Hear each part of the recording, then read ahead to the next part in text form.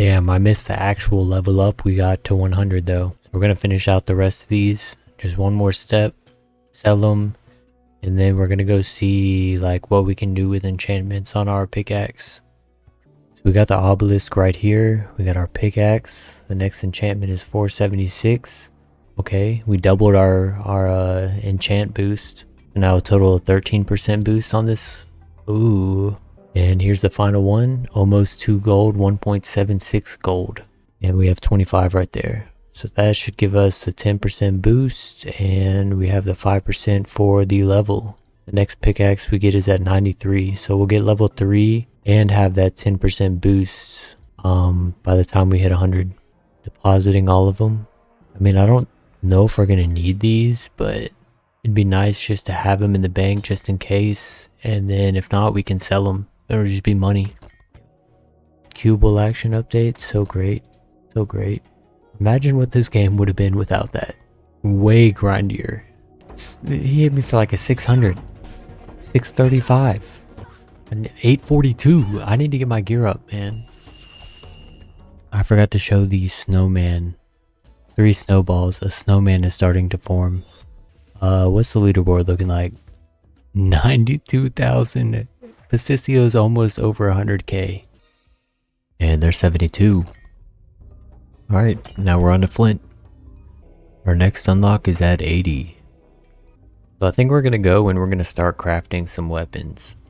I was thinking beforehand we're only going to be able to smelt stuff that's like crafted within the goblin area and not the gnome forge. But now we have the northeast teleport, so it's like, does it even matter? We also need to go back. We need to do shields. We're going to go pick out a shield and craft those for our class. We did not do that last time, and I feel like that'd be pretty beneficial to have a shield that's at your level at all times. Well, let's jog our memory on where we're crafting from. We got from 480, man. We might as well do 480 all the way as high as we can go, I guess. So 480, 485. 485 for the one-hander, 480 for ranged and two-hander. I think a broadsword is a one-hander. It's only using ore. It's at the goblin smelter. We like that.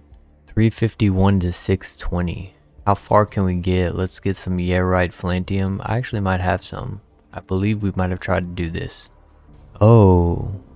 We gotta make the ingots and then we can, you know, do some crafting.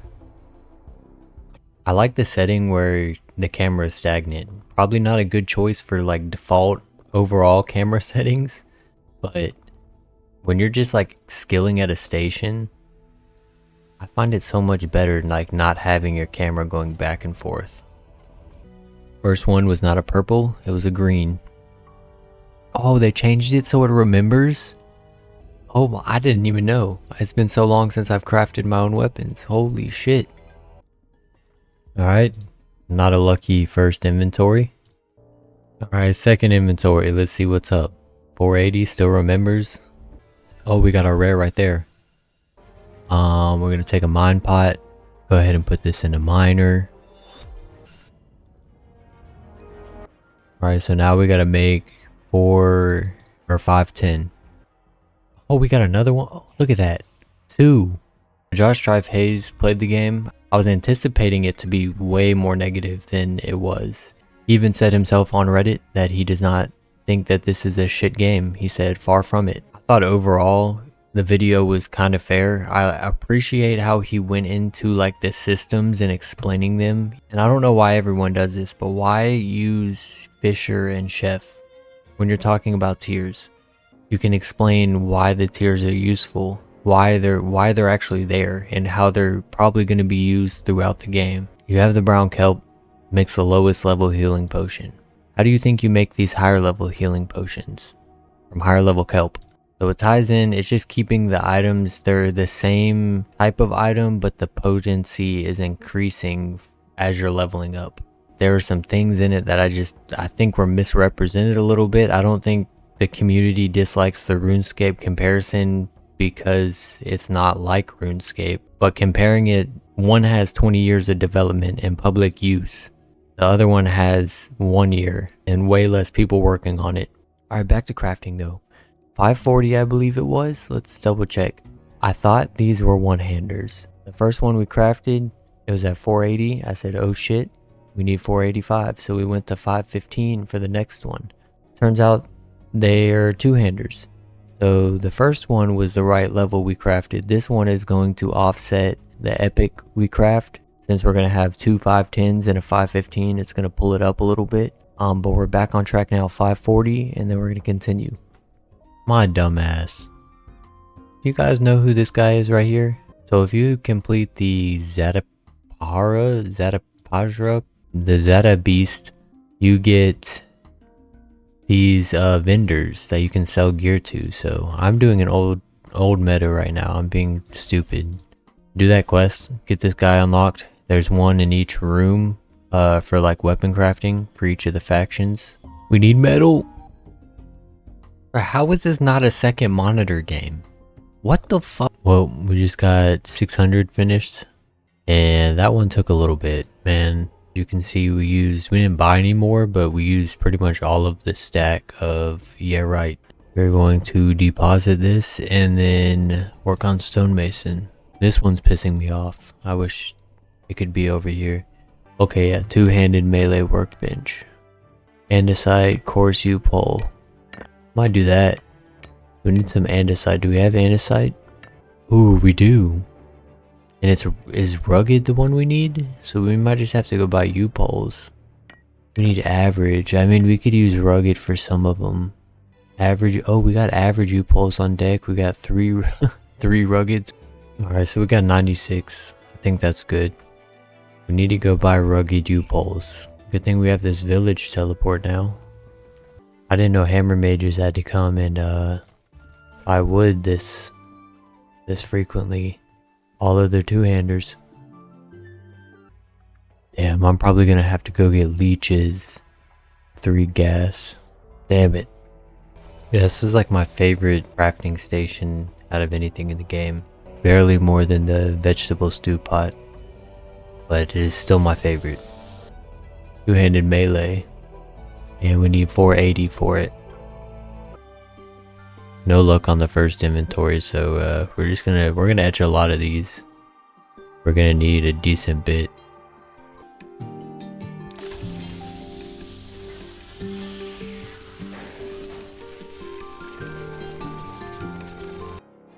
Alright, so we just got the 600 for the hammer mage two-hander. That's as far up as we can craft for stonemason. Like 600 was the highest I could craft for this actual weapon in my inventory, so that's pretty nice. Okay, here's the infusionist.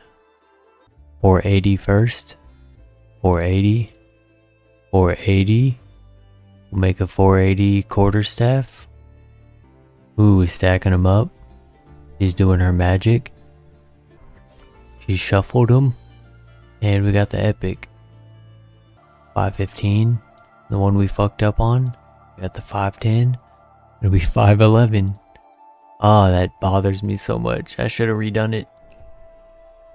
And now we're just gonna essentially do the same thing with the other ones. And also for the shields, we gotta make some shields. So much better having this teleport right here instead of having to run all the way from deep. And luckily we still had gas in this up here. You have to put it inside of this pipe. So we finished up with the one-handers for the blacksmith profession. Got the cryonite weapons. We're just going up to 600. We're gonna eventually fill it all out, but I don't think I have high enough level for stonemason. I'm also thinking that after we like do these to 700 and fuse all of these, the next set probably 700 to 1000. I want to see what we can do like total from scratch. So like mine the stone and the metals. I want to be like chopping the trees, processing it with carpenter, and then yeah, basically not buying anything. I think we're gonna go with the hammer fist. It's cheap. I think it's kind of badass, like stone knuckles, pretty badass. So we're gonna go with this. It takes flint. We were just doing flint, so we're gonna be able to cover the entire range we're crafting with this average and then the average hickory pole. We got 864 average flint. That's what we were just collecting. So we'll be saving some money here. Hey kitty. Those are the items we chose to craft, the metal bow and these rare throwing stones. So beautiful. It's so beautiful. And we got there the epic recurve bow. We're gonna have crossbows coming in next. Hasn't taken too much time either. We're getting a lot of levels from it. I mean, we brought these two up. We need to do that. We need to get them to, I think, around 140. See how when I'm able to craft this, I'm starting out at 706. I believe that means everything else that I've unlocked beforehand, I'll be able to get up to like 706 with those. I'm kind of judging it based off this first number for the professions that aren't bone right. Got 480, 510, 540, 670, 600. We're gonna go make some shields. I need to make another truncheon too. We gotta remember to do that. Oh, this is gonna be so sweet. When the armorer profession comes out in episode 5, you'll be able to do this with the armor. That'll just, oh man. It's crazy though, that Project Milestone, all the mini games and shit, the dungeons, that's gonna come before episode 5. Alright, we're crafting the shields now, crafting the shields. We made the 665 truncheon, so cool, that looks nice and uniform. So we're essentially just gonna mock the one-handers levels, because we're going to be using the shield with the one-hander. I want to upgrade at the same time, so 485 through 695. I went with the wooden hexagon shield. I mean, they're all kind of starting to look good at this point. Both of these are looking kind of nice. This one needs to step it up a little bit. I just like the hexagon shield for whatever reason. The square shield is probably next. It just kind of looks like a Cheez-It. It's like not, to be a little bigger. I never knew you could queue all 3 actions here. You just have to wait for the bones to be like one of them to be placed inside the basket. You need to get kind of a decent amount of the dusty femur shard and rugged ash plank. I'm convinced this is actually like a joke. Like, we know how much wood you guys are going to be using bone right, putting shavings of wood all over the ground. It's nice though, no gas leeches, and one area. That is the good part about bone right. You may have to get a shit ton of wood, but only doing it right here. Bone shop is right there. Just dip the bones and get your wood. We just got the rare right there as well. So kick it up 30 levels. Craft away. And there we go. We just got the 605. Man, we were calling it close there on the resources. This was everything we had initially bought. So we had 24 of the rugged ash planks left. Or 27. We got 3 deposited. I know Josh Strife Hayes didn't play any of the members areas, but this would have been another good area to point out the tiers and how they matter. So with the Dusty Femur Shard Rugged Ash Plank, you can only craft up to 625. So now we need to go over, we need the tier up of those same items. Makes us higher level weapons. They also cost more. You need a higher forger level and you need a higher woodcutter and carpenter level for those to get them, you know, all profit. That's a good way to show tiers and how they matter instead of fisher, which literally leads into chef and doesn't have any use beyond selling for gold. But I don't know if that's also the reason why he pointed that out, is because those 2 professions are kind of dead end and have no use right now. While like almost everything else utilizes tiers. Get 12 of these out, and then we get 12 of these out. Alright, 635 is what we're crafting now of the hexagon shield. So we have these shields crafted for blacksmith. We gotta move on to stonemason, craft up to 605 with those, and then we'll infuse them. And then all we really need to focus on is getting blacksmith and stonemason up higher so we can, you know, craft higher with those and finish out these epics. Yeah, average will cover all of it, so we're using flint. Go ahead and start etching these. Do I have any etched already though? We got 18 already etched. So we'll go do a couple inventories and start crafting. We got the 605 for Hammer Mage. And the last one right here. Okay. It'll be even more beautiful when we can fill the rest of them out. Yeah, I'm thinking once we get to like 150, we might go try to finish out these epics, we'll start training combat. At 200 is when we can start crafting up to 1,000, I believe. Then we'll go ahead and see how 300 levels, 700 to 1,000, all from scratch, how that would be. Did a pretty decent job of staying over 140 gold. That's where I wanted to be above. Mining helped us out a bit. Honestly, would have helped us out to get to 100 first. We would have had the average andesite and then this goethite iron ore. But since they're lower level, I didn't worry about it. For higher level, it's going to be a different story. I'm sure it's going to cost a lot more and will be more beneficial to actually go get the shit yourself. Say we didn't really care about weapon crafting, we didn't really care about getting into it, and we had a lot of gold like we do. We could just go to the player market and see if they had any rares we could buy off of them. It would definitely cost more than going and getting all the resources yourself. And it would also be more expensive than buying from the shop and then crafting yourself. But you could bypass all that time and then just, you know, pay a lot of gold for them up front. Infuse away. Alright guys, we max miner now. Nah, just playing. Yeah, this ain't RuneScape, man. We got 401 more levels to go. So like, one thing about these storage rifts, they updated them, and Josh Strife Hayes, he corrected himself like in the description of the video, or maybe it was a pinned comment. You can go and view all your banks from each storage rift. I think this capability and the deposit all are now like the reward for the spider quest, the spider nest quest. I'm not too sure, don't quote me on that, but I believe you get storage rift access out the gate now, and then once you complete the quest, you can like view all your banks, which is kind of clutch. Like right now we are doing the Cavernese ore, the Babian Cavernese ore. We got 642. Yeah, so you can view everything. We're not going to show the reagents. We got next episode, we're going to go over the reagents bank. It is going to be a lot bigger since the previous time we've shown it. Oh, we just got 100 miner right there. Got the adept miner cape. We also got a new passive, the panning for lion's mane gold. So I'm guessing you'd use that for the blacksmith passives. We achieved our short-term goal of base 100s. We definitely overachieved on some of the professions. And I guess the next semi-short-term goal would be to get base 200s. Then we would really kind of be set up for the entire game. They also added way more storage rifts. There was not one in here before. I think the closest one was this one over in the minecart tunnel. And then we had one over by andesite when we did that. So yeah, the storage rift update was definitely a good one.